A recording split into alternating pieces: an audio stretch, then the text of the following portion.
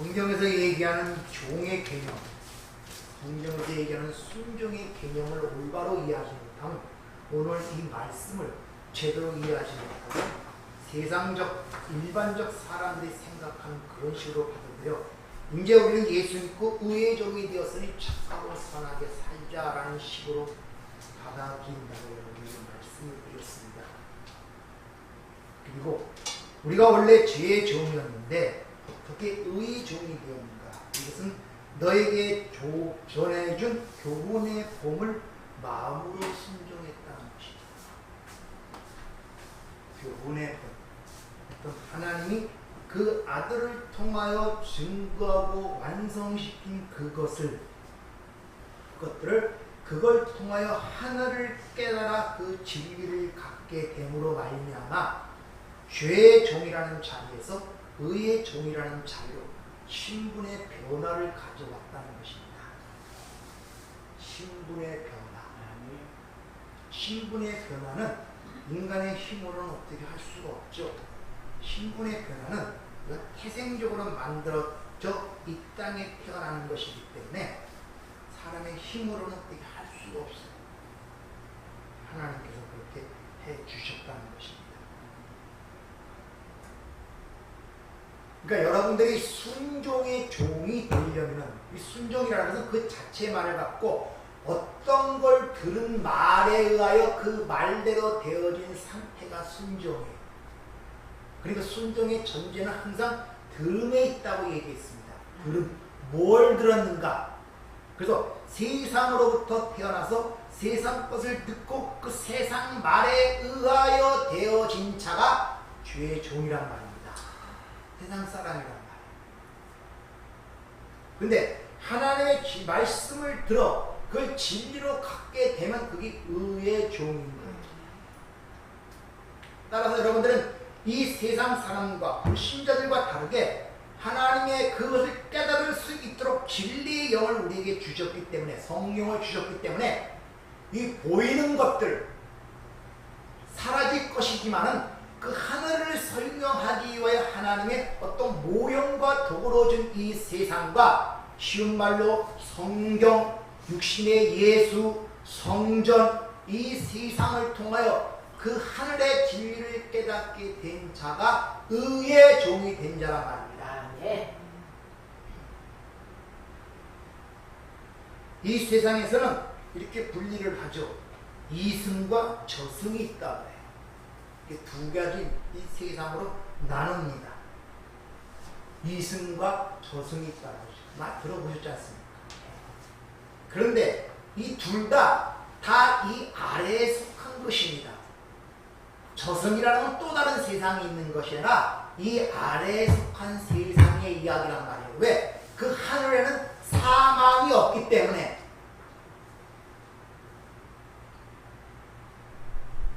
이승과 저승이라고 세상에서 나누어 분리하는 그 세계는 이 아래 세상에 속한 이야기란 말이에요. 진짜 이승하고 또 다른 그 저승이 있는 것이 아니라, 왜? 하나님 나라는 사망이 없는 나라잖아요. 그러니까 그 나라에 속한 이야기가 아니란 말이에요.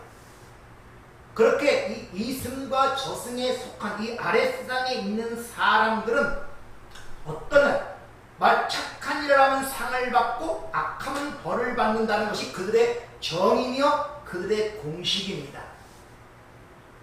그래서 그들은 이 세상의 일들을 인과응보의 이야기로 얘기하며 상선벌악, 착한 자는 상을 주고 악한 자를 벌으면 상선벌악의 하나님으로 이야기를 하고 있단 말입니다.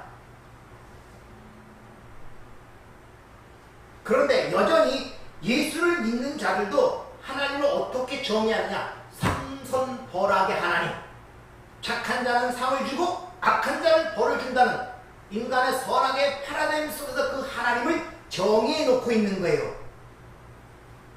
여러분들이 그렇게 생각을 하고 있다면 아직도 아래 세상에 속한 자들이에요. 진리를 보지 못하는 자들이란 말입니다. 다 그렇게들 생각하고 있잖아요. 그 하나님이 다르게 생각이 안 되죠. 맞는 얘기 아닙니까? 목사님, 착한 자는 상 주고 악한 자는 벌한다는 게 맞는 얘기 아닙니까?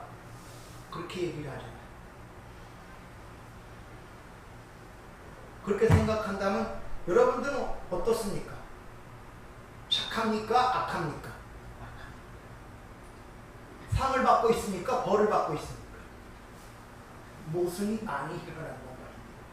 그래서 이 보이는 세상을 통하여 그 진리를 깨닫고 진리를 가진 자들은 그 진리가 우리 안에 와서 어떤 일을 하느냐? 바로 이 육적인 것을 죽이고 이 세상이 나에 대하여 죽게 만든다는 말입니다. 네. 여기서 벗어나게 만드는 말입니다. 네. 벗어나게. 진리의 영이 여러분 안에 오신 것은 성령이 여러분 안에 오신 이유는 이 세상에서 벗어나기 위해서 오신 거예요. 네. 그걸 깨달아 거기서 벗어나도록. 그것을 해방이라고 성경은 얘기하고 있죠. 한번 잘 들어보세요. 이 땅에 죄인으로 예수님이 오셨습니다. 맞습니까? 근데 하나님이 그 예수를 죄인으로 취급하셨습니까?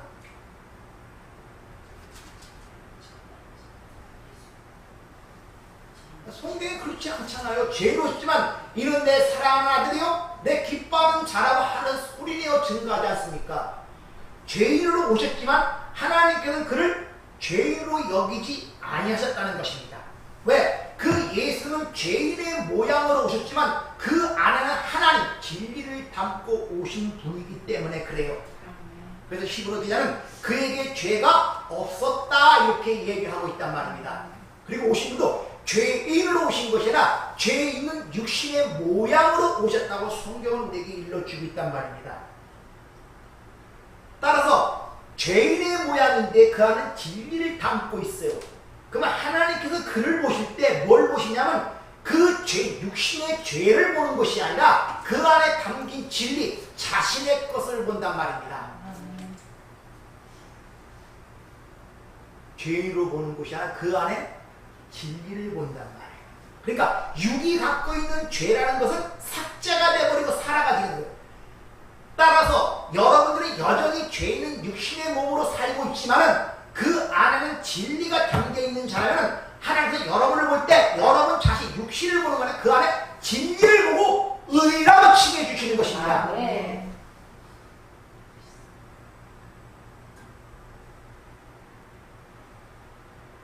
그래서 예수님은 죄의 몸을 입고 오셨지만 죄는 없으시니라 이렇게 히브리서 4장 15절은 우리에게 일러주고 있습니다. 오늘 본문 말씀에 우리가 전에는 죄의 종이었다 그래요. 그 말이 무슨 뜻이랬습니까? 맨날 바쁜 일만 하고 범죄만 저지르고 그런 뜻이었다고 얘기했습니까? 한 주간 지나니까 다 사라져버리잖아요. 저희 패러다임 깨기가 쉽지 않습니다. 그래서 대세김질하는 짐승을 먹으라고 한 번 먹어서 소화가 안 돼. 다시 그걸 꺼내서 또 씹어서. 그래서 구약의 대세김질하는 그런 짐승이 정결한 짐승으로 이해하게 되는 이유가 있단 말이에요. 좀 둘러쓰라는 것은 어떤 것의 한 부분, 지체라고 말씀을 드렸죠. 그러니까 죄의 종이라는 것은 맨날 바쁜 일만 하고 죄가 시키는 대로 일을 한다는 뜻이 아니라 죄의 한 부분, 죄의 지체란 말이에요. 그러니까 그 자체가 죄란 말이에요. 그게 종의 의미란 말입니다. 다시 죄의 종이라는 것은 이 세상이 생각하는 것처럼 윤리, 도덕적 나쁜 일을 맨날 행하고 나쁜 일을 시키는 대로 그 앞에 순종하는 그런 것을 종이 아니라 죄의 한 부분이란 말이에요. 거기서 나오는 모든 생각과 행위는 다 죄일 수밖에 없는 것입니다. 그래서 이 아래 세상에서 나왔고 아래 것을 먹고 이 아래 세상에 사는 모든 자들은 그 말을 들어 그 말과 그 지식과 그거에 의하여 형성된 자란 말입니다. 그래서 그거의 한 부분이 되어버렸어요. 그러니까 세상은 나하고 다른 것이 내가 세상이란 말이에요. 그게 죄의 종이라는 뜻이에요. 그래서 세상이 되어 살아가는 모든 죄만 나온단 말입니다. 뭘 저질러서 죄가 되는 것이 아니라 이게 죄의 종이라는 의미라고 말씀을 드렸죠. 그런데 그런 자가 어떻게 되어 의의 종이 되었는가 하면은 그렇게 이 세상 것을 먹고 세상 것을 따라 세상의 말대로 되어진 자가 진리의 성령이 오니까 그 세상 것을 통하여 즉 아래 것을 통하여 하늘을 깨닫게 되더라 이런 말이에요. 네.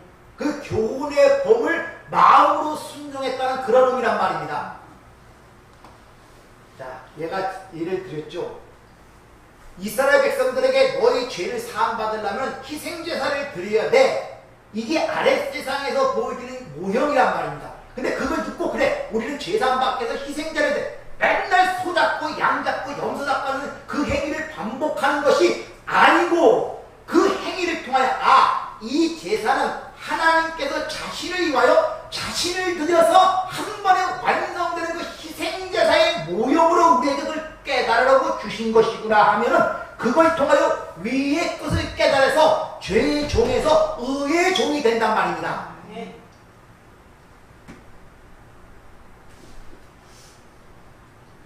여러분이 이 땅에 태어나서 남자 여자로 태어나서 성을 갖고 태어나서 하나가 되잖아. 이걸 결혼이라 그래요. 그렇죠? 결혼하면 반드시 거기에 열매가 사람이 되면 뭐가 나타나면 사람의 아들 하벨이 태어나요. 아들 생명이 태어난단 말입니다. 그렇게 살고 있잖아요. 근데 그것만 보면은 여러분이 죽은 자 죄의 종이란 말인데 그걸 통해 하나님의 구원이 어떻게 내 삶 속에 이루어지는가를 보게 되면 그것이 의의 종이 되는 거란 말입니다. 왜 남자가 여자가 한 몸이 될 때만 생명이 태어나는가? 그래서 우리는 신부고 하나님이 신랑으로 우리에게 와 그 씨를 받아 내가 아들로 태어나는구나. 이걸 깨닫는 자가 순종이 된다. 그걸 깨닫지 못하고 그냥 결혼 생활만 보고 이 땅의 결혼 생활, 가정 생활 이런 걸로 그냥 봐버리고 살아가면 그것이 죄의 종으로 살다가 죄의 종으로 죽는 것이란 말입니다. 그러면 여러분 삶 속에 일어나는 그런 일들이 집착하는 데서 그게 유일한 삶이고 나의 행복이고 나의 삶의 목적이고 거기에 집착하여 살다가 그것 때문에 염려와 근심하다가 그렇게 하다가 그걸 통해 하나님의 진리를 거기서 해방이 되는 거예요. 그걸 자유라고 한다면 자유.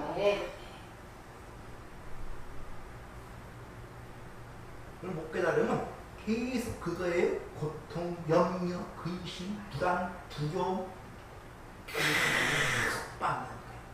왜? 그 영원한 것이 아니고 잠시 뭘 가르쳐주기 위한 모형으로 줬단 말이에요.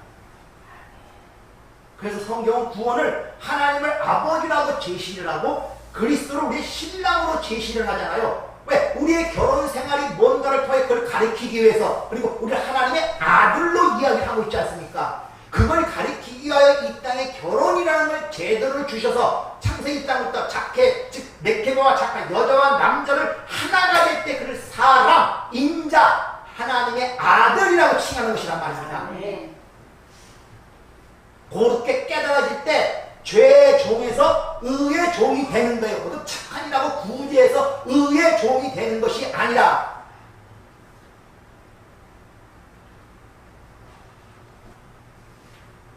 그래서 우리가 죄 있는 육신을 갖고 살지만 이해가 되십니까? 이것도? 여러분 지금 구원받았지만 그 몸 갖고 죽잖아요. 지금 그 몸은 죄의 몸이란 말입니다. 그래서 우리가 뭘 기다린대요? 몸의 구속을 기다린다 그러죠.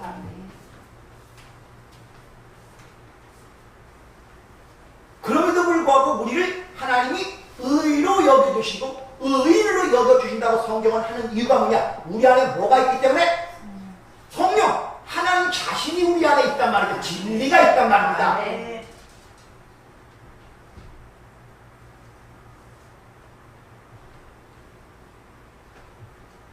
그것은 하나님이 정하신 불변의 진리고 이걸 그렇게 성경에서는 언약이라고 그렇게 이야기를 합니다.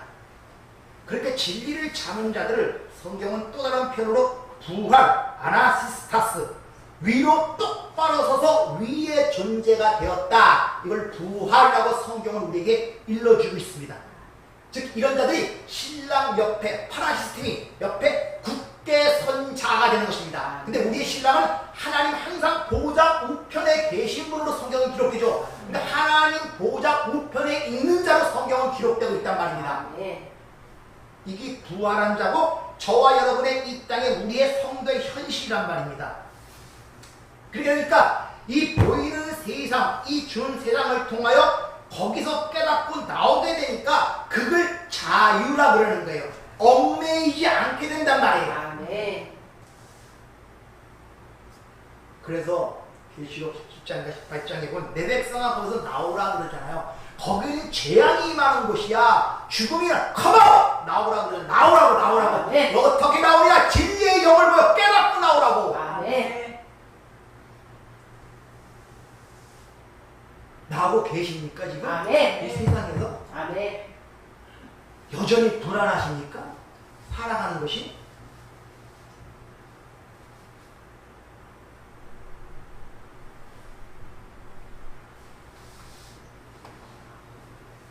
이렇게 부활의 생명을 가진 자들은 그 진리가 내 안에 있기 때문에 그 진리에 의하여 자유를 누리는 그 상태를 하나님 나라가 너희 안에 있다라는 것입니다.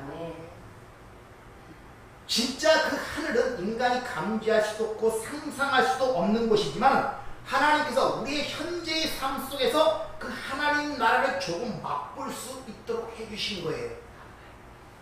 그래서 그것을 표현하기를 세상이 줄 수 없는 기쁨, 세상이 줄 수 없는 평안이란 말로 주님이 그렇게 말씀하시죠. 그래서 산상수로 시작할 때 팔보로 시작해죠.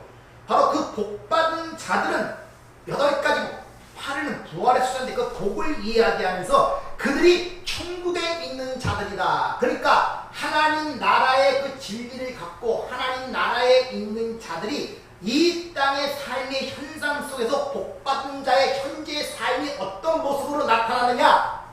팔보로 드러나는 거예요. 심령이 가난한 자, 의에 줄이고 목마른 자, 애통하는 자, 긍휼히 여기는 자, 마음이 청결한 자, 의리의 박해를 받는 자. 이게 현재 그 삶 속에 하나님 나라를 갖고 있는 진리가 된 자들의 이 땅의 현실이란 말입니다. 어디서 복을 찾고 있으니까 못 받는 자라서? 예수 그리스도가 우리 주님께서 분명히 복받은 자리 이거야 하고 정의를 해주는데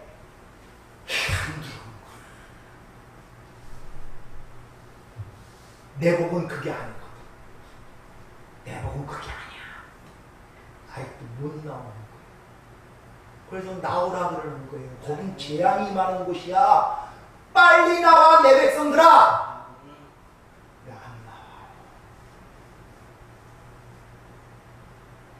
그래서 진리를 가진 자나 갖지 못한 자나 겉으로 볼 때는 죽음이라는 문제가 닥치는데 똑같아요. 진리를 가졌다고 안 죽는 거 아니에요. 겉으로 볼 때는 일반 사람이나 믿는 자나 똑같이 죽음이 닥친단 말이에요. 근데 죽음의 내용이 달라요. 하나는 뭡니까? 하나님에 의하여 죽임을 당하는 자의 죽는 자가 있고 한 자는 살려고 바둥바둥하다가 앉아서 스스로 죽음을 찾아가는 가룟유다의 죽음이라 그랬죠. 그러니까 여러분 지금 어느 쪽으로 가는가를 봐야 돼요. 그래서 살고자 하면 죽을 것이 그게 자기 죽음으로 가는 길이라니까요. 죽고자 하면 산다 그래. 하나님의 죽임을 당하는 것이 사는 길이란 말이에요. 그럼 여러분 삶 속에 문제가 닥칠 때 하나님의 백성이라면 어떻게 그 문제를 봐야겠습니까? 하나님이 나를 죽여 가시는 게 다른 말로 만들어 가신단 말이야. 그 백성을. 그럴 때 그 문제에서 새로운 시각이 생기는 거예요, 여러분들. 그걸 그렇게 보지 못하면 살고자 하고 죽는 거라니까요. 스스로 죽음을 택해서 가는 거예요. 그래서 가룟유다가 자살을 택하는 것입니다. 예, 하나님이 죽음으로 밀어넣는 것이 아니라 스스로 택해서 간다니까요. 그런 자들을 뭐라 합니까? 차라리 나지 아니한 게 그에게 좋았다는 이런 저주스러운 말씀을 하시잖아요.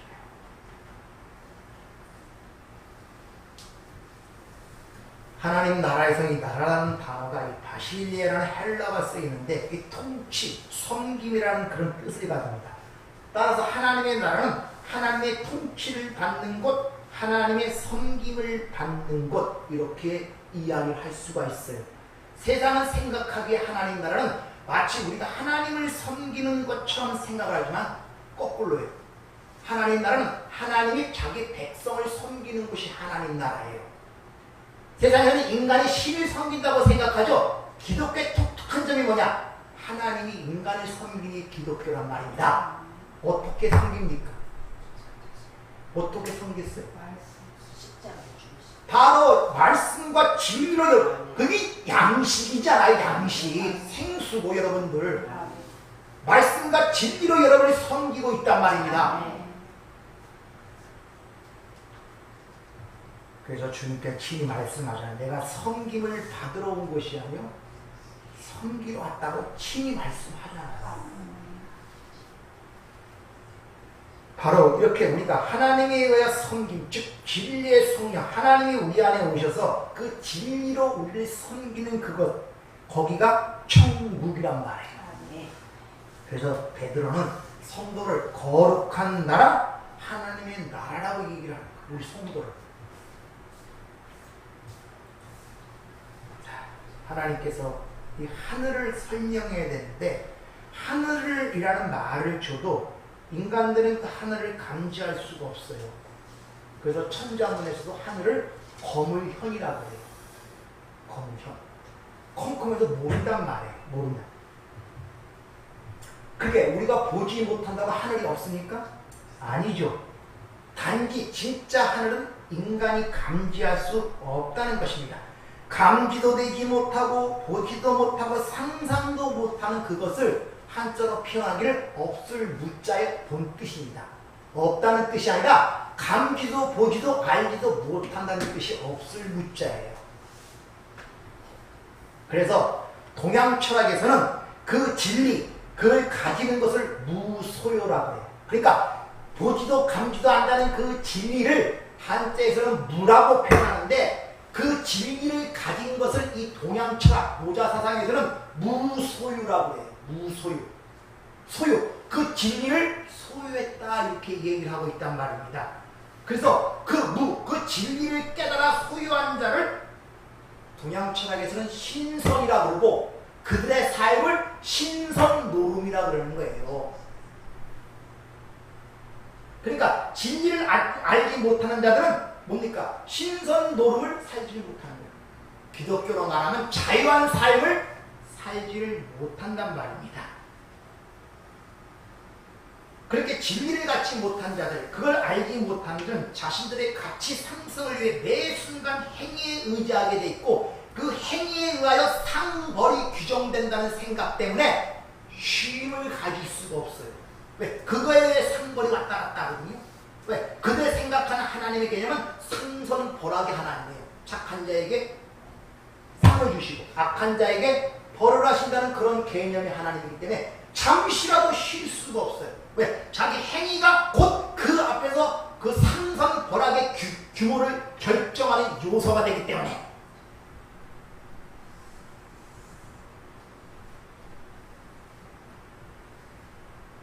어느 스님이 이 무소유를 탐욕과 욕심을 버리라는 식으로 해석을 해놨는데 이건 잘못된 것입니다. 무소유라는 것은 그 진리를 가진 자를 이제 한자로 해서 무소유라고 해요. 인간의 무슨 어떤 소유물을 어떤 재물을 갖고 안 잡고의 그런 이야기가 아니란 말이에요.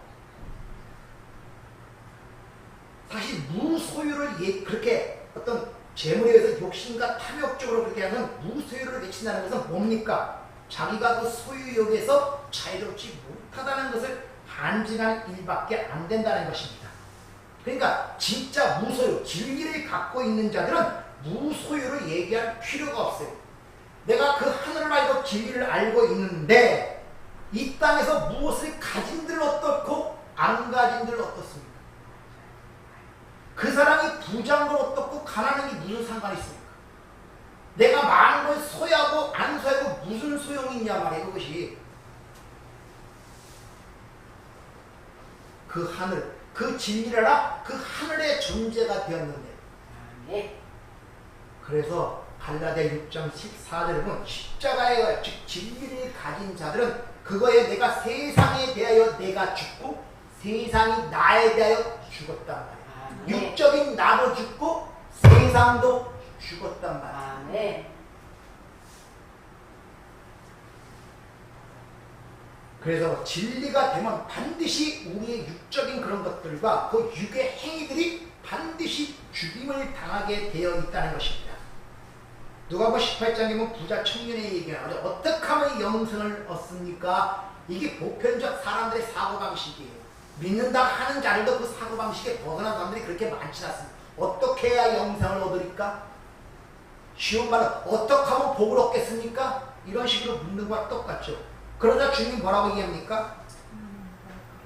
율법을 다 지키라고 얘기를 합니다. 그러자 뭐라고 합니까? 나는 어렸을부터 율법을 다 지켰다 그래요. 바로 그 청년이 가진 소유가 바로 그 율법이에요. 그런 자들을 부자라고 성경에 표현한다고 말씀을 드렸죠. 잊어먹었습니까? 성경의 부자라는 것은 세상에 얘기하는 것처럼 어떤 재물에 많은 가진 걸 얘기하는 것이 아님을 말씀드렸죠. 그래서 뭐 안빈 낙도가 뭐 기독교가 얘기하는 것처럼 그렇게 잘못될 사람, 가난하게 사는 게 무슨 자랑인 것처럼 얘기하는 사람도 있다니까요. 부자는 꼭 무슨 악하고 나쁜 것처럼 얘기하는 사람도 있고 아니란 말입니다. 그가 가지고 있는 소유는 율법이었단 말입니다. 근데 그걸 주라고 해요. 가난한 자에게 주라고 해요. 거기서 가난한 자가 푸토코스, 즉 말씀, 양식이 없어 주려 죽는 자를 얘기하는 것입니다. 근데 그들에게 줄 말씀 진리가 없네. 율법 행위자들은. 왜? 자기가 행위한 것은 절대 그들에게 줄 수가 없어. 왜? 그것에 의하여 하나님 앞에 판단을 받기 때문에 절대 나눠 줄 수가 없습니다. 그러자 뭐라 그러니까 너 그 소유 안 버리면 바늘게 날아가지만 낙타야. 이렇게 얘기하죠. 그 소유 못 버리면 절대 천국에 못 들어간다고 얘기를 하죠. 마태복음 13장에 보면 천국 비유가 많이 나오죠. 거기서 뭡니까? 어떤 농부가 밭에 보화를 발견하고 자기 소유를 다 팔아 그 밭을 샀대요. 좋은 진주를 구하는 장사가 그 진주를 발견하자 자기 소유를 다 팔아 그걸 구입했대요. 자기 소유를 다 팔아. 여러분이 가진 소유를 다 팔았다는 게 무슨 재물 팔고 집 팔고 그런 뜻이 아니라 뭡니까? 진리의 가치를 알아봤다는 거예요.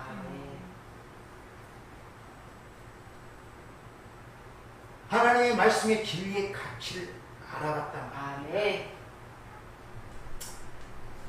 하나님께서 이 하늘을 설명하기 위해서 여러 가지로 짝을 주십니다.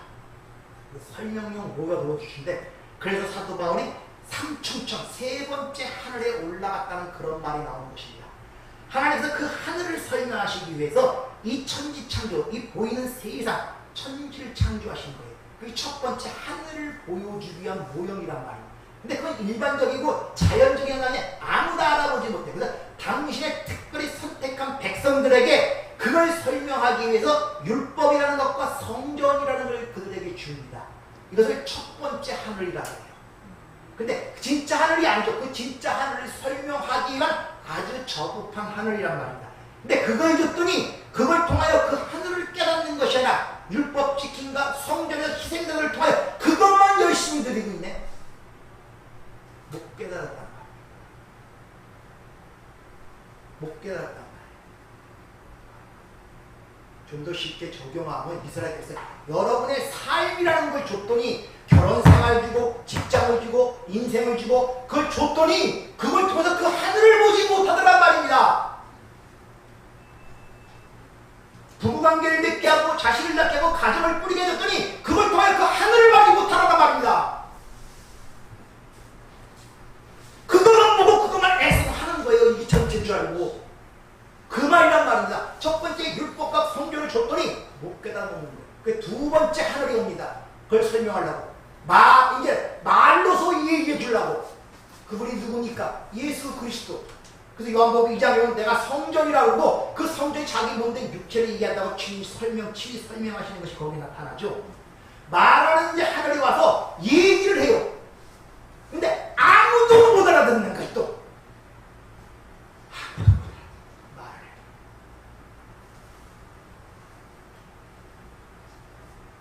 그래서 세 번째 성전이 오는데 바로 성령의 전이라고 해서 성령을 보내서 우리를 성전을 삼아버린 거예요. 근데 그 성령이 진리의 영이라고 친히 얘기를 하신단 말입니다. 즉 우리 안에 오셔서 우리를 통하여 그 하늘의 것을 깨닫게 하셨단 말이에요. 그래서 우리가 하나님의 성전이 된 거예요. 그러니까 여러분들은 여러분의 자신의 성전이라서는 여러분 자신뿐만 아니라 여러분의 자신을 통하여 그 하늘을 볼 수 있고 깨달을 수 있는 자가 되었단 말입니다. 그것이 셋째 하늘이에요. 그 진리에 가진 자들이란 말입니다. 이같이 이 세상을 통하여 그 하늘을 그 진리를 깨닫게 된 자들, 그 셋째 하늘을 본 자들을 하늘들이라 그래요. 하늘에 계신 우리 아버지 할 때 그 하늘도 복수예요. 하늘들의 아버지예요. 하늘의 아버지라 할 때 우리가 생각하는 것처럼 이 지상이 아닌 저 우주 공간의 어떤 영역에 있는 거기 계신 하나님이 이걸 부르는 것이 아니라 그 진리를 가진 자들의 아버지라 이런 말이에요.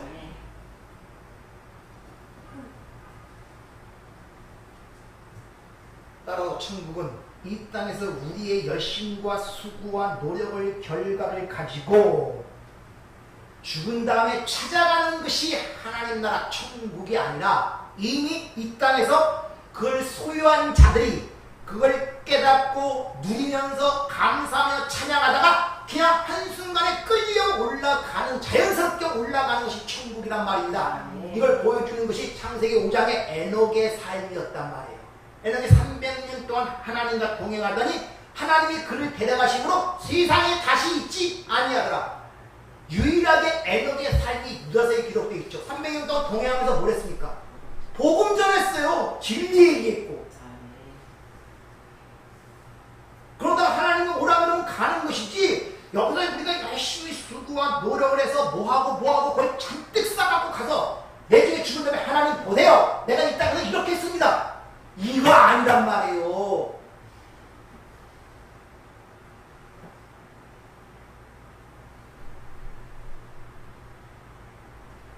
따라서 여러분들이 이 땅에서 진리의 말씀을 반드시 알아듣고 이해하셔야 됩니다.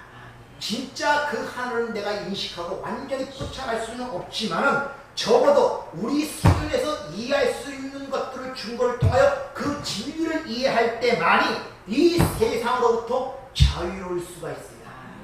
다시 한번 얘기하지만 여러분들이 지금 그 자기를 족쇄처럼 채우고 있는 그 사슬과 같은 흑암 같은 이 엄청난 압박감과 불안과 두려움은 세상의 그 어떤 것도 해방시킬 수가 없습니다. 인간은 내면적에 아무리 좋은 남편을 갖고 좋은 아내를 갖고 좋은 자식을 갖고 좋은 행복을 아무래도 내면 깊숙이는 항상 허망함이 있어요. 채우지 못하는 허망함. 뭘 먹어도 채워지지 않는 것. 거기는 하나님의 진리로만 채워질 수가 있는 곳이란 말이에요. 네.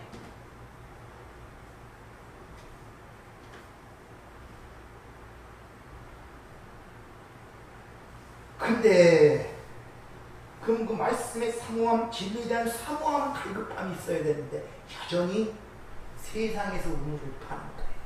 목마른 우물을 세상 아무리 파야 거기는 블레셋 군대가 잡동사로 다 메워놓아갖고 이거 파도 안 되고 저거 파도 안 되고 이삭처럼. 그래서 수고와 노력을 부단히 기르는 거예요. 여기서 샘을 파서 물 먹을 까 했더니 여기도 없네. 여기 파면 또 와서 막 묵어버리고. 이건 우왕좌왕하는 거예요. 기독교가 1000만이라고 그러지만 3분의 2가 마당마당 똑같아요.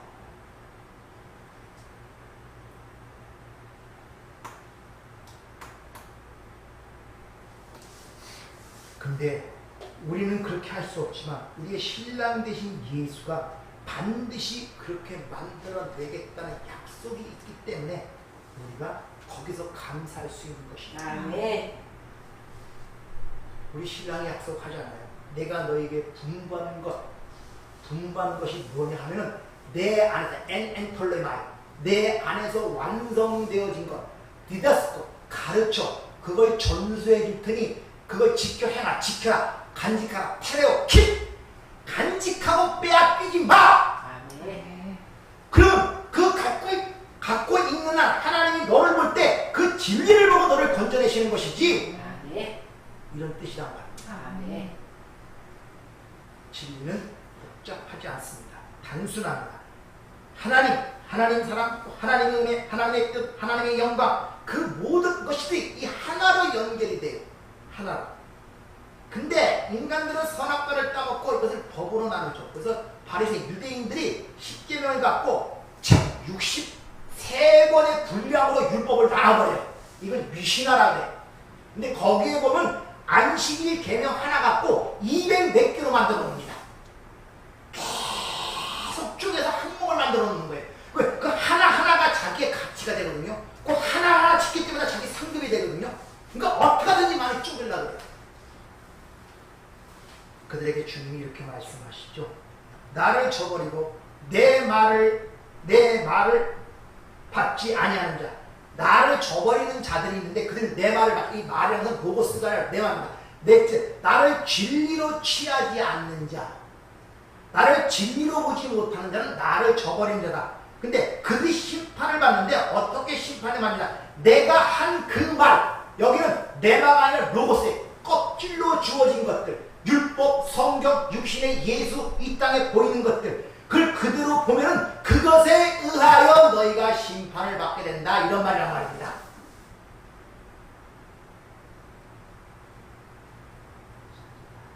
좀 쉽게 얘기를 하면은 가정이라는 걸 줬어요. 가정인데 행복할 수도 있고 안 행복할 수도 있어요. 본인이 느끼기에. 그러나 그걸 통해 하나님의 구원, 왜 예수가 우리의 신랑이 되고 그러게 하나님의 아버지라고 그러고 아들이라고 그러고 어떻게 결혼하여 아들이라는 그 과정을 통해 이게 하나님의 구원의 방식이구나 깨달으면은 뭡니까? 그게 진리를 깨닫는 거예요. 그러면 그것이 산 것이 돼요. 현재 보이는 현상이 그 가정이 행복하고 불행하고 이게 중요한 것이 아니라 그걸 통하여 깨닫게 되면 거기서 구원을 받지만은 그걸 깨닫지만도 그 자체에 얽매여서 행복한 가정, 불행한 가정 이거 어떻게 하나 뭐 거기서 죽는 거예요 그냥.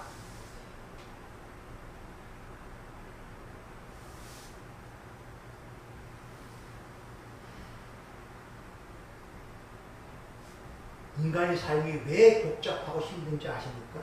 피곤한 이유가 말이 많아서.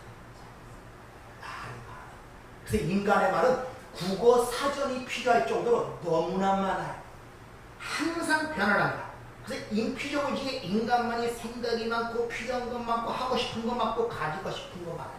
무슨 말이냐? 하나님처럼 되려고 한단 말입니다. 그게 하나님처럼 되려는 속성이란 말입니다. 그러니까 그들은 하나님이 되고 싶은 것은 항상 말을 많이 해야 되고 많이 움직여야 되고 많은 것들을 해야 돼요. 그 세상의 삶이 쉼이 없는 거예요. 계속 경쟁해야 되고 그보다 앞서야 되고 모든 걸 그렇게 보니까 다 비교의 대상들 아니에요.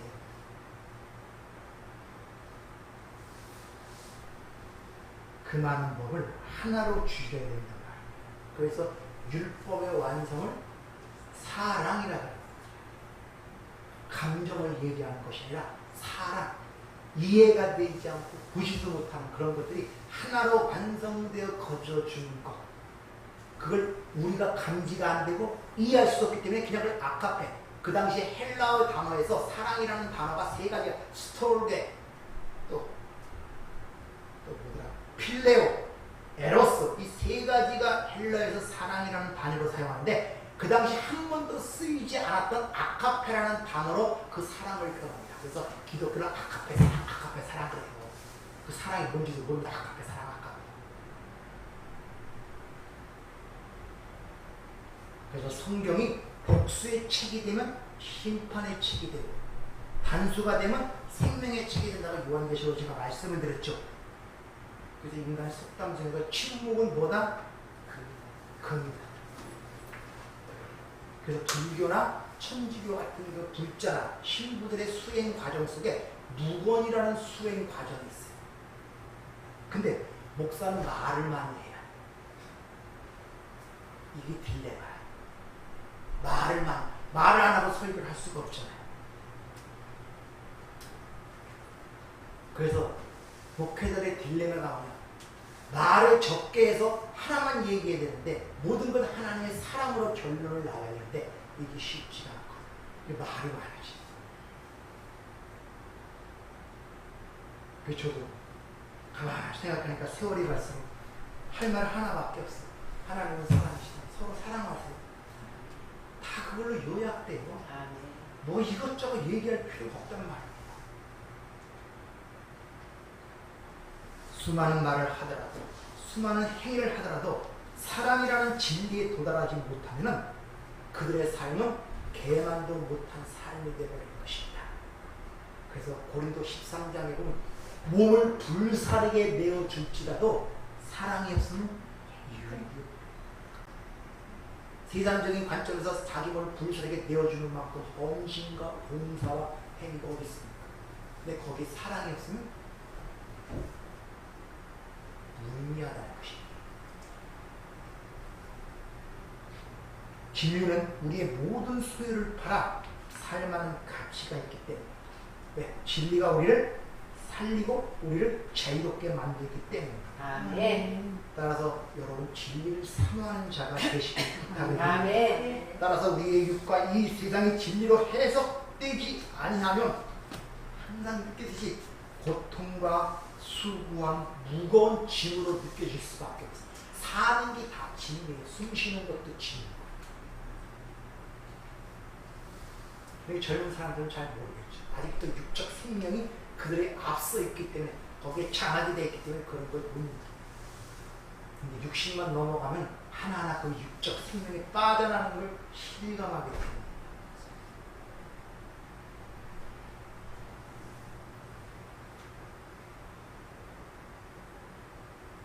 아무리 좋은 환경, 아무리 좋은 여건, 좋은 남편, 좋은 아내, 잘 나가는 자식들이 있어도 항상 인간의 내면 속에는 외로움과 고독함과 불안함, 두려움이 내재되어 있습니다.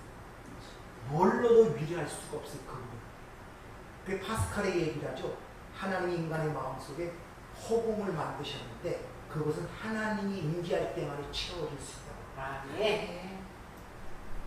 여러분의 진정한 만족과 갈증을 해결하는 방법은 오직 진리만이 해결하다는 것을 여러분이 기억하시길 바랍니다. 주님이 친히 말씀하십니다. 육은 무익하고 영은 살리는 것이라는 이 말씀을 잊지 마시길 부탁을 드립니다.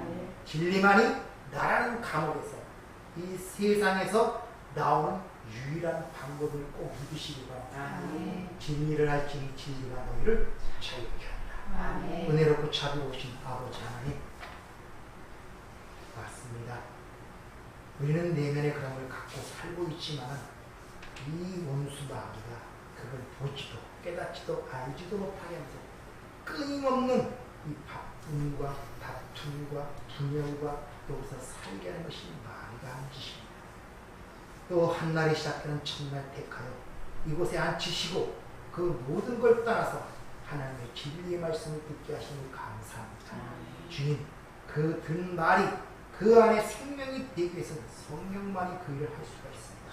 성령이시여 우리를 긍휼히 여기시고 불쌍히 여겨 듣는 말이 내 삶의 힘이 되게 하시고 양식이 되게 하시고 생명이 되도록 주님 은혜를 내려 주시옵소서.